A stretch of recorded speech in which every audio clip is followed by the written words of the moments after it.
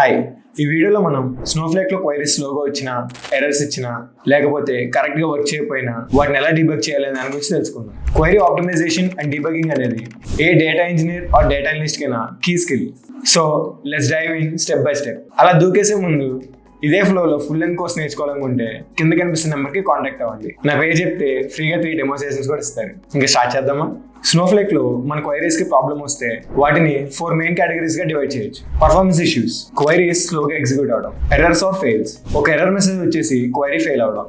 Incorrect results, output కరెక్ట్గా లేకపోవడం or లాజిక్లో తప్పు ఉండడం. వేర్హౌస్ ఆర్ రిసోర్స్ ఇష్యూస్, వేర్హౌస్లో లోడ్ ఎక్కువ ఉండడం. For example, select from big table అని రాసినప్పుడు అన్నెసరీగా ఫుల్ టేబుల్ స్కాన్ అవుతుంది. దీనివల్ల టైం ఎక్కువ తీసుకుంటుంది క్వైరీ రన్ అవ్వడానికి. సో మన గోల్ ఏంటంటే క్వైరీ ఎందుకు స్లోగా అవుతుంది, లేకపోతే ఎందుకు ఫెయిల్ అవుతుంది అనే దాని గురించి తెలుసుకోవాలి. స్నోఫ్లేక్లో డీబగ్గింగ్ కి మనకు చాలా పవర్ఫుల్ టూల్స్ ఉన్నాయి. ఫస్ట్ వన్ వచ్చేసి query profile. Query execution steps ని చూడొచ్చు. ఈచ్ స్టెప్ ఎంత టైం తీసుకుంటుంది అనేది క్లియర్ గా చూడొచ్చు. ఇక్కడ join, filter, sort, aggregation steps ఎలా పర్ఫామ్ అవుతున్నాయో అనాలిసిస్ చేయొచ్చు. ఫర్ ఎగ్జాంపుల్, ప్రొఫైల్ ఓపెన్ చేసి సార్ట్ స్టెప్ లో ఎక్కువ టైం పడుతుందంటే ఆ ఫీల్డ్ మీద ఇండెక్స్ ఆర్ క్లస్టరింగ్ లేదని అర్థం. సెకండ్ వన్ వచ్చేసి ఎక్స్ప్లెయిన్ ప్లాన్. క్వైరీని ఎగ్జిక్యూట్ చేయకుండా ఎగ్జిక్యూషన్ ప్లాన్ చూపిస్తుంది. ఏ టేబుల్ స్కాన్ అయింది, ఏ ఇండెక్సెస్ యూజ్ చేశారని తెలుస్తుంది. క్వైరీ ఎఫిషియెంట్ గా రాసామా లేదా అనే దాన్ని తెలుసుకోవడానికి వెళ్ళిపోతుంది. నెక్స్ట్ వన్ వచ్చేసి query history. Past query list, run time, status, user details ఇవన్నీ చూడొచ్చు. ఎర్రర్స్ ఆర్ పర్ఫార్మెన్స్ మెట్రిక్స్ కూడా చూడొచ్చు. లాస్ట్ వన్ వచ్చేసి warehouse monitoring. Warehouse load, memory, execution time ని చూడొచ్చు.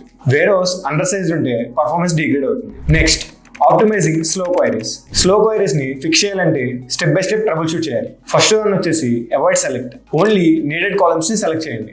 సెలెక్ట్ ఏం చేసిందంటే ఫుల్ టేబుల్ ని స్కాన్ చేస్తుంది. నెక్స్ట్ వన్ వచ్చేసి ఫిల్టర్ ఎర్లీ. వేర్ క్లాస్ ని క్వైరీ స్టార్టింగ్ లో అప్లై చేయాలి. డేటా స్కాన్ తగ్గుతుంది, పర్ఫార్మెన్స్ ఇంప్రూవ్ అవుతుంది. Next, proper joins.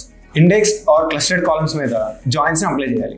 Broadcast joins ని స్మాల్ టేబుల్స్ కి యూజ్ చేయొచ్చు. Use limit for testing.